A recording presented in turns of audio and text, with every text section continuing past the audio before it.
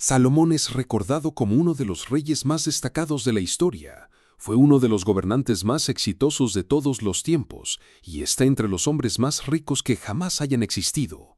En la Biblia, Salomón se destacó no solo por ser hijo y sucesor del rey David en el trono de Israel, sino también por su sabiduría excepcional y por sus grandiosas obras, siendo la más importante la construcción del primer templo de Jerusalén. Aunque su nombre aparece en la Biblia solo después de los últimos momentos de la vida de David, a partir de entonces es mencionado unas 300 veces en el Antiguo Testamento y al menos 12 veces en el Nuevo Testamento. Además, su nombre también aparece en textos judíos fuera de la Biblia y en muchas leyendas, algunas incluso con temas místicos y oscuros, como el supuesto control sobre demonios. Pero en este contenido nos centraremos en la verdadera historia de Salomón según lo que está escrito en la Biblia. Salomón era hijo de David con Betsabé, la misma mujer que antes fue esposa de Urías, es decir, nació cuando David ya gobernaba desde Jerusalén. La Biblia también lo llama Yedidías, que significa amado por el Señor. Salomón reinó sobre Israel durante aproximadamente 40 años, entre los años 971 y 931 a.C. No hay muchos detalles sobre su infancia y juventud. Sin embargo, al analizar la convivencia familiar de David, entendemos un poco del ambiente en el que Salomón creció.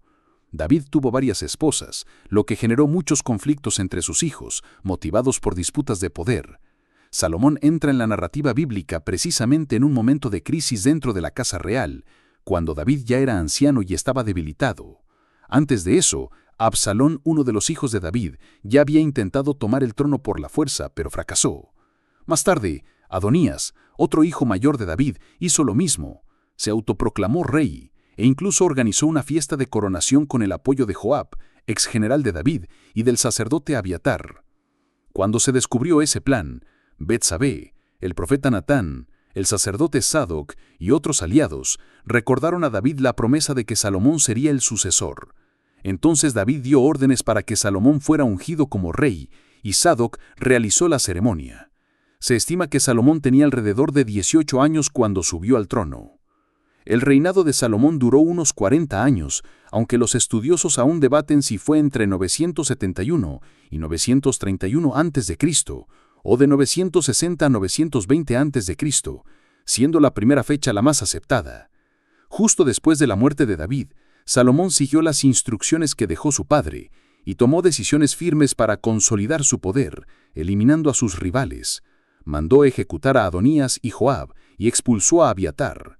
Con eso, comenzó a reinar sin amenazas internas.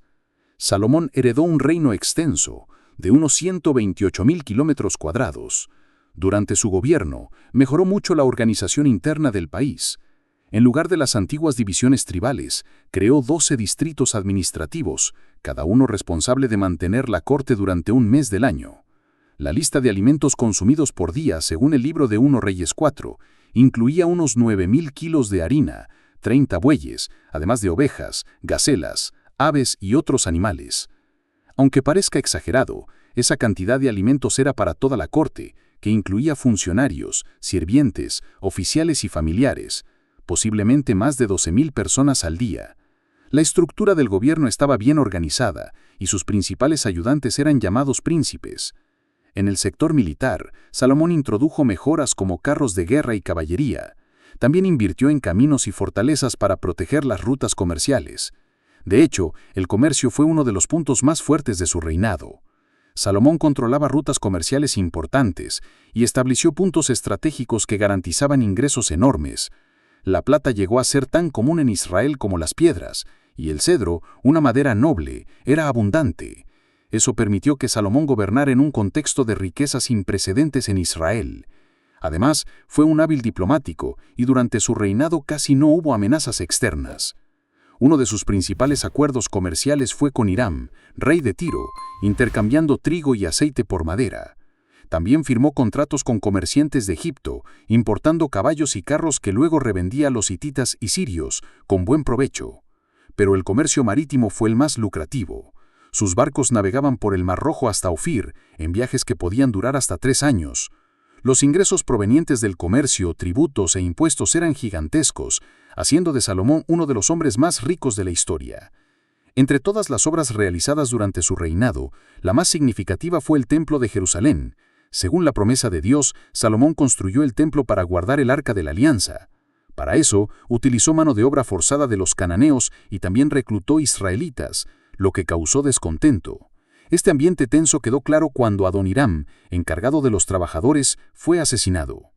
El templo fue construido en el monte Moría, lugar donde David había erigido un altar y donde Abraham casi sacrificó a Isaac. La construcción comenzó en el 4º año de su reinado y tardó 7 años en completarse. Aunque pequeño según los estándares actuales, el templo era majestuoso para la época, hecho con mucho oro y maderas nobles. Cuando la obra se terminó, en el año 11 de su gobierno, Salomón organizó una ceremonia solemne con muchos sacrificios para dedicar el templo.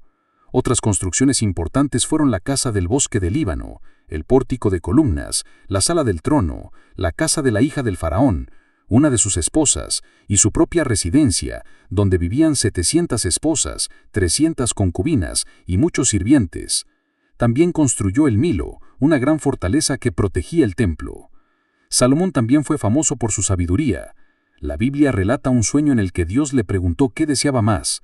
En lugar de pedir riquezas o fama, Salomón pidió sabiduría para gobernar con justicia.